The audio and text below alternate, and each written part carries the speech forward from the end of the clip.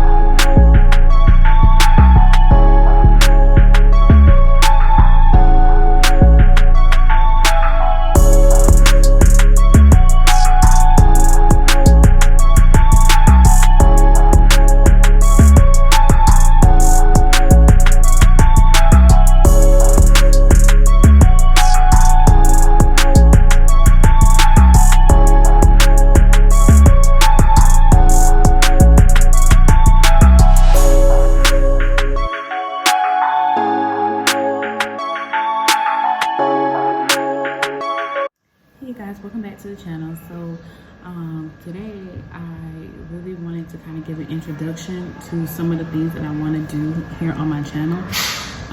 It is my desire to have something called Candid Conversations on my channel.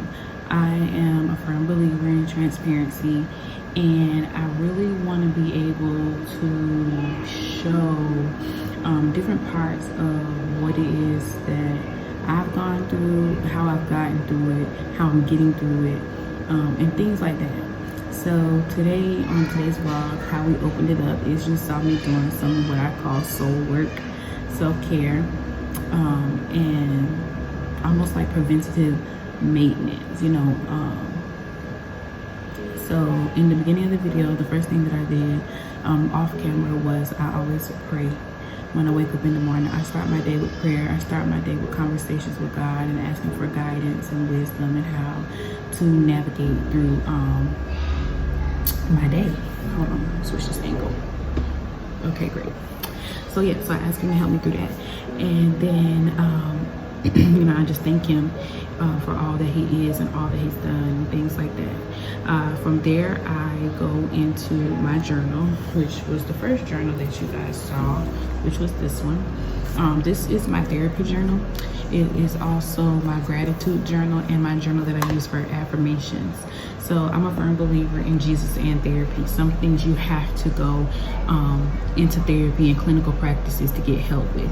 You can most definitely pray and allow God to move his hand, because therapy does not discredit God or what it is that he is in our lives or what he can only do in his power. However, I do believe that faith without works is dead, and sometimes work is going and finding a counselor or finding a therapist or finding whatever it is that you need. Just like we go and see doctors, you can go and find a therapist and then not discredit God. And if anything, you honor God and you thank God for the hands and the vessels of people that he put on this earth to allow you to be able to receive the help that you need, and for him empowering them. to do what it is they do. But in my first journal, I start my day out with writing 3 things that I am grateful for in the mornings. From there, I write 3 affirmations that are solely about myself. My therapy journal is solely about me. I have struggled with really taking care of myself, and sometimes even putting myself first. I'm a natural giver. I'm a natural lover and somebody who cares for people. But you can't pour from an empty cup. So I do write out 3 things that I'm grateful for, as well as 3 affirmations. And from there, I write out a prayer. And I also write 3 things that I'm grateful for at the end of every night into my journal. And that's what I do for soul care, as well as whatever it is that my therapist assigned me to do. So yesterday I had to write a letter. And just whatever she tells me to do at each therapy session, I do in that journal. From there, you saw me reading my new book, which is by T.D. Jakes, which is called When Women Pray. I like the way that he empowers women in ministry, in their calling and in their role. I'm also a big fan of Sarah Jakes Roberts. So it's just, he's just an author that I like, and he writes in a way that you can understand and go into further study. So today we read about Hannah. And sorry y'all, it's hard for me to like look dead into the camera. I'm working on it. But we read about Hannah and how her desire for her womb to be filled, and how, her womb being filled was just, evidence and promises of what God said that he was going to do through Jesus Christ, what he was going to do to fulfill his promises and his words over our life. And it was just a beautiful story to read. Okay, and lastly, you saw me writing in a second journal. One thing that I started with Carson last year was writing with her in a journal where we write notes back and forth to each other. I wanted an opportunity to have just transparent conversations with her, answer any questions that she might have, tell her that I love her, affirm her as a little brown girl. And it's something that I do plan to do with Carson, Leilani, and Ezekiel once they are all of age to write and write back. So right now I verbally affirm my youngest 2 and talk to them about how they make me proud and things. And then with my 9-year-old Carson, I write letters to her. She writes letters back to me. She tells me things that are going on in school, and it just gives me an opportunity to love on her. So I really enjoy that. And yeah, that's honestly my soul care and my self care. So what do you do for soul care and self care? Drop it down in the comments below. Love you guys.